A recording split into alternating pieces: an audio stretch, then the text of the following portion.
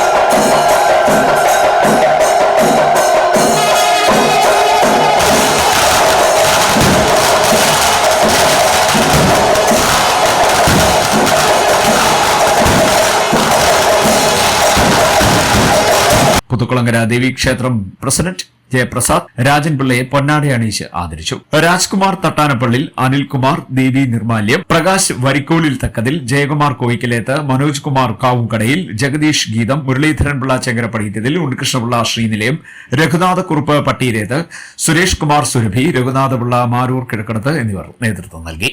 പുതുക്കുളങ്ങര ദേവീക്ഷേത്രത്തിൽ ദർശനം നടത്തുന്ന ഭക്തജനങ്ങളുടെ വളരെ കാലമായിട്ടുള്ള ഒരു ചിരകാല സ്വപ്നമാണ് ദേവീക്ഷേത്രത്തിൽ ഒരു മേൽപ്പന്തൽ സമർപ്പിക്കുക എന്നുള്ളത്. അതിന് ഞങ്ങൾ പലരെയും സമീപിച്ചതിൻ്റെ അടിസ്ഥാനത്തിൽ ഒരു ദേവി ഭക്തനായ തുരുത്തിയിൽ തെക്കടത്ത് ശ്രീ രാജൻപിള്ള നമുക്ക് വളരെ മനോഹരമായ രീതിയിൽ, നല്ല രീതിയിൽ തന്നെ ഒരു മേൽപ്പന്തൽ നിർമ്മിച്ച് ഇവിടെ സമർപ്പിക്കുകയുണ്ടായി. അതിൻ്റെ സമർപ്പണ ചടങ്ങാണ് ഇന്നിപ്പോൾ ഇവിടെ നടക്കാൻ പോകുന്നത്. എല്ലാ ഭക്തജനങ്ങളും അനുഗ്രഹങ്ങൾ കൊണ്ട് ദേവിയുടെ അനുഗ്രഹം എല്ലാ ഭക്തജനങ്ങൾക്കും ഉണ്ടാകട്ടെ എന്ന് അഭ്യർത്ഥിച്ചുകൊണ്ട് CDNet ന്യൂസ് കായംകുളം.